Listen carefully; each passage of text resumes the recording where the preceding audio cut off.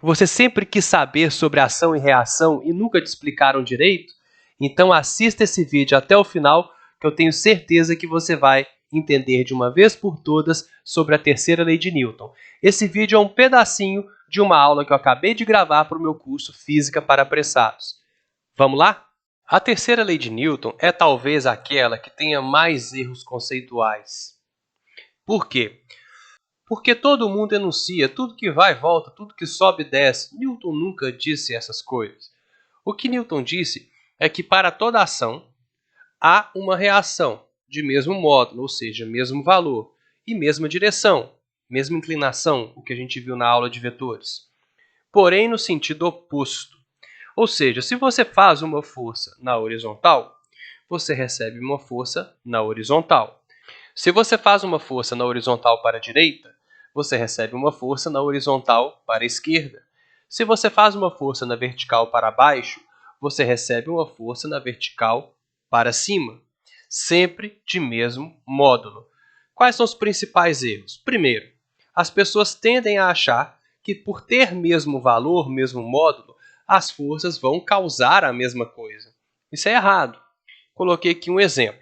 Imagine duas pessoas, uma com massa de 50 quilos e outra com massa de 100 quilos. Suponha que elas se empurrem, ou seja, uma vai fazer uma força na outra. Não há como dizer quem começou essa brincadeira. O que nós sabemos é que existe um par de ação e reação. A pessoa da esquerda empurra a pessoa maior para a direita. Suponha que ela o faça com 100 newtons de força. Consequentemente, ela vai receber uma reação para a esquerda com o mesmo valor, 100 newtons. O par de ação e reação sempre tem o mesmo valor, porém uma é horizontal para a direita e a outra é horizontal para a esquerda. Preste muita atenção nisso. O par de ação e reação sempre vai aparecer em corpos diferentes. Nunca, em hipótese alguma, duas forças presentes em um mesmo corpo serão par de ação e reação. Embora as forças sejam iguais, elas não vão provocar o mesmo resultado, a mesma consequência, ou seja, a mesma aceleração. Nesse corpo de cá, a aceleração pode ser calculada utilizando a segunda lei de Newton. Força é igual a massa vezes a aceleração. Como a força atua sobre um corpo de 100 kg, eu coloco 100 newtons para a força é igual a 100 kg de massa vezes a aceleração. Dessa forma, a aceleração valerá 1 metro por segundo ao quadrado nessa pessoa maior, de maior massa. Se eu fizer o mesmo cálculo para a pessoa da esquerda, utilizando a mesma segunda lei de Newton, você vai notar que a aceleração será maior. A força é de 100 newtons, a massa agora é de 50 kg e a aceleração que nós vamos calcular valerá 2 metros por segundo ao quadrado, pois o 50 passa dividindo, 100 dividido por 50 é igual a A. Dessa forma, a aceleração valerá 2 metros por segundo ao quadrado. Embora os corpos recebam a mesma força, a aceleração dos dois será diferente, pois a massa desse homem da esquerda é menor. Consequentemente, a sua aceleração será maior. É por isso que nós dizemos que a massa é a medida da inércia. Quanto maior a massa de um corpo, menor a aceleração que ele vai receber. É por isso também que se você colidir contra uma parede, quem vai sofrer as consequências será você e não a parede, porque a massa da parede é muito maior do que a sua.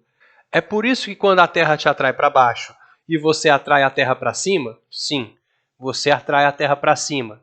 Ação e reação. Terra te atrai para baixo, você atrai a Terra para cima.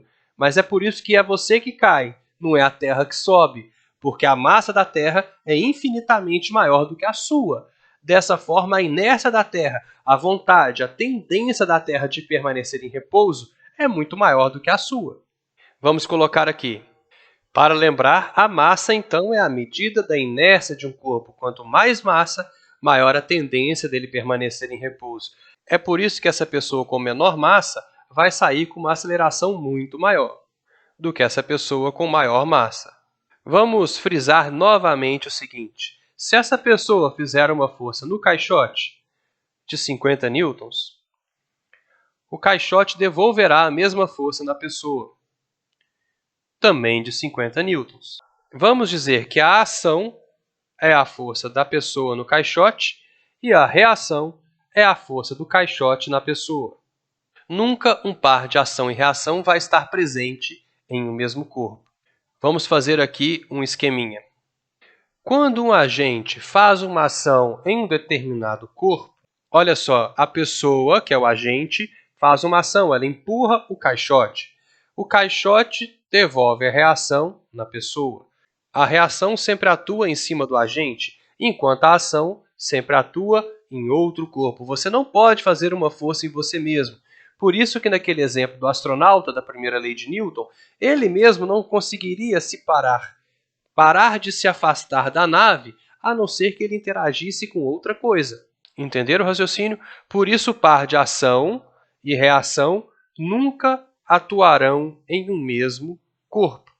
E aqui vai uma tirinha para que a gente entenda de uma vez por todas a terceira lei de Newton. Dois astronautas estão consertando uma nave, eles comemoram, consertamos. E aí eles vão dar um high five, bater uma mão contra a outra. Porém, o astronauta da direita dá um pulinho antes de fazer isso. Ele faz uma força, eu vou chamar essa força de F, no astronauta da esquerda. Em resposta, o astronauta da esquerda faz uma força contrária a ela, por isso eu vou chamá-la de menos F. Aí você fala, então os dois astronautas deveriam se mover. Porém, o pé do astronauta da esquerda está em contato com a nave. Ao tentar se mover, ele faz uma força F também na nave. Em resposta, a nave devolve uma força menos F nesse astronauta da esquerda. Como essas duas forças se anulam, a força resultante sobre ele é zero. E quando a força resultante é zero, um corpo não adquire aceleração. O que não acontece com o astronauta da direita. Ele não está em contato com mais nada. Ele recebeu uma força de reação do astronauta da esquerda ao baterem uma mão contra a outra.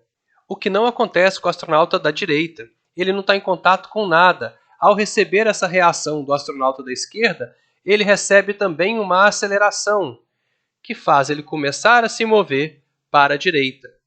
Quando esse contato é desfeito, a força e a aceleração somem.